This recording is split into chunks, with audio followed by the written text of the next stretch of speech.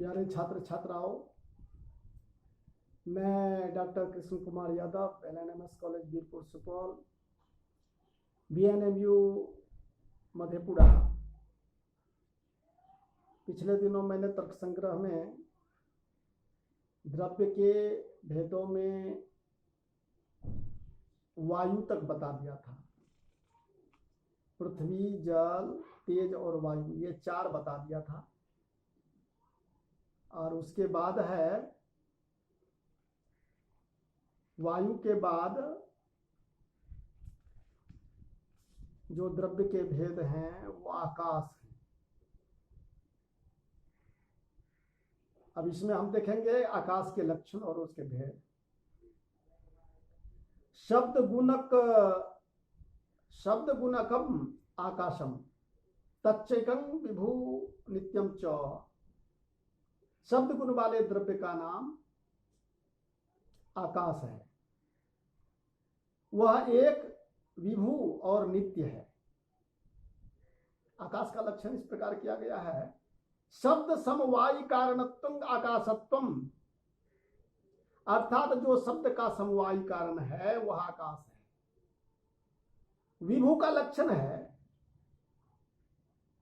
सर्वमूर्त द्रव्य संयोगित्वं विभुत्वम, अर्थात जो संपूर्ण मूर्त द्रव्यों का संयोगी है उसे विभु कहते हैं। विभु 4 माने गए हैं: आकाश, काल, दिव्य और आत्मा। मूर्त का लक्षण है क्रियावत्वम मूर्तत्वम, अर्थात जिसमें क्रिया रहती है उसे मूर्त कहते हैं। मूर्त द्रव्य 5 माने गए हैं: पृथ्वी, आप, तेज, वायु और मन। ये 5 मूर्त हैं क्योंकि इसमें क्रिया होती है।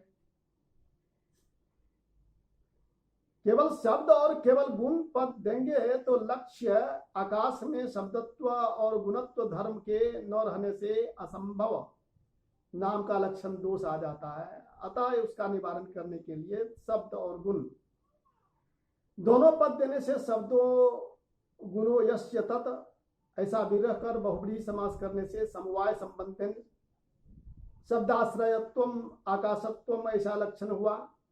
अर्थात जिसमें समवाय संबंध से शब्द रहता है उसे आकाश कहते हैं। वह आकाश विभु अर्थात समस्त मूर्त द्रव्यों का संयोगी है। तो इस तरह से हमने देखा आकाश के बारे में। अब हम देखेंगे काल के बारे में। काल का लक्षण और उसके भेद इसमें देखेंगे। अतीता दिव्य वहार हेतु कालः सचैको विभु नित्यश्च।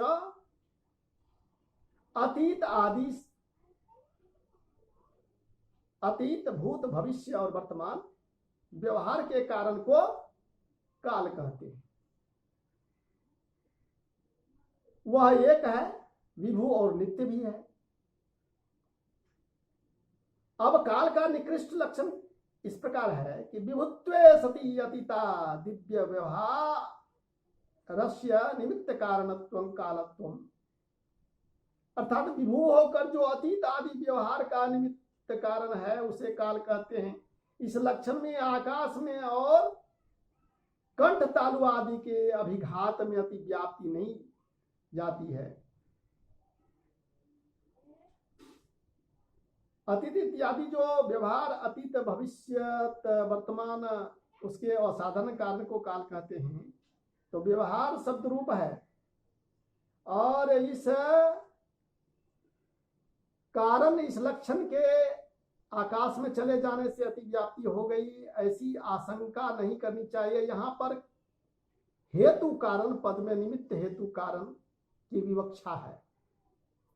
अतीत आदि व्यवहार का निमित्त कारण काल है, आकाश नहीं।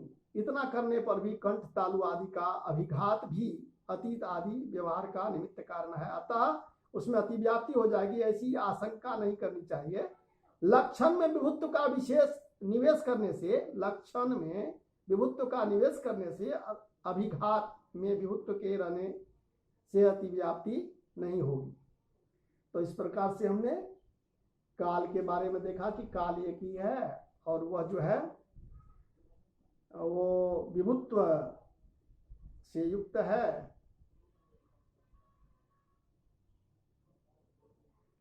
काल एक ही है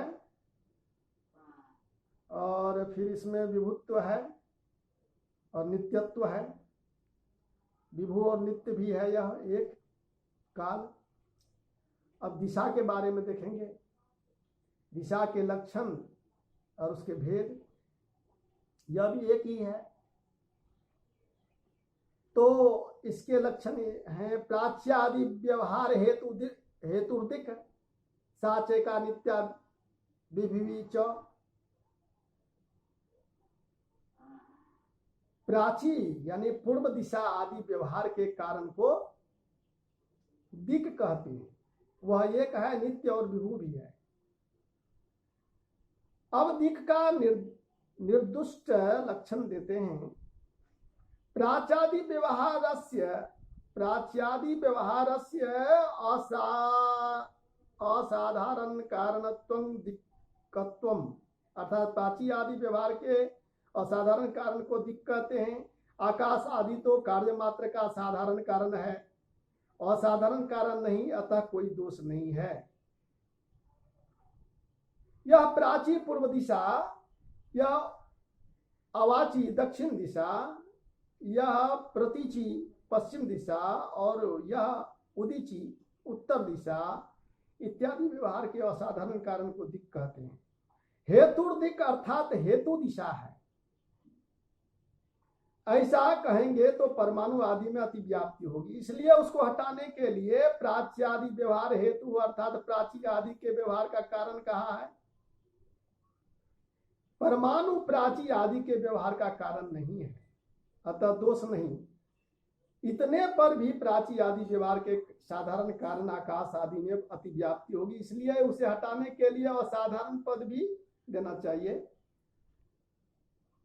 अब हम देखेंगे आत्मा, आत्मा के लक्षण और भेद। ज्ञानाधिकरणम आत्मा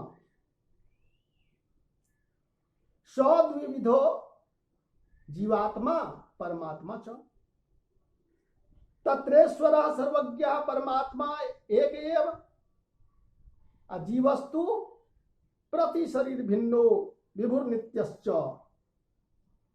ज्ञान के आश्रय को आत्मा कहते हैं। जीवात्मा परमात्मा इस प्रकार से उसके दो भेद हैं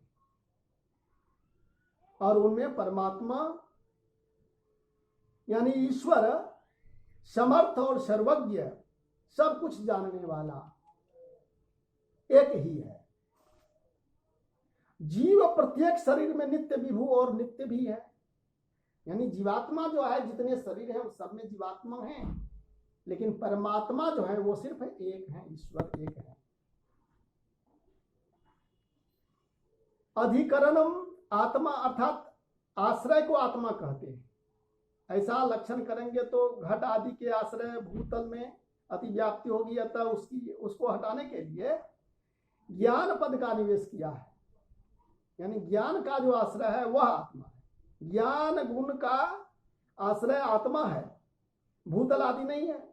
इतने पर भी ज्ञान का आश्रय काल आदि साधारण कारण भी है, उसमें अतिव्याप्ति हटाने के लिए समवाय संबंधेन ज्ञानाधिकरणत्वम आत्मत्वम अर्थात समवाय संबंध से ज्ञान के आश्रय को आत्मा कहना चाहिए, ऐसा लक्षण करना चाहिए।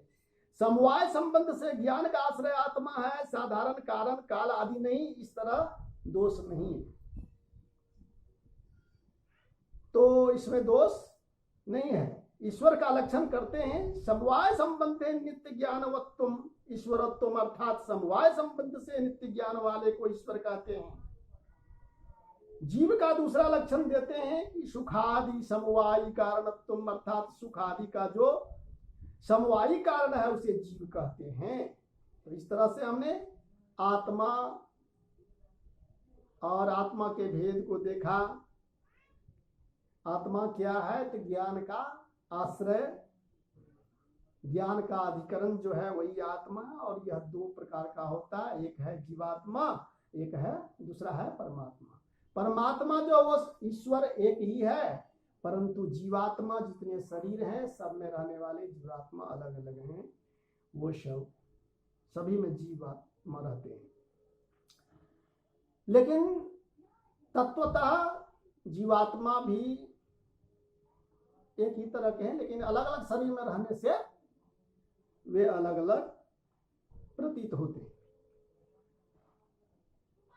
मनसो लक्षणम, अब मन का लक्षण देखते हैं। सुखादि उपलब्धि साधनम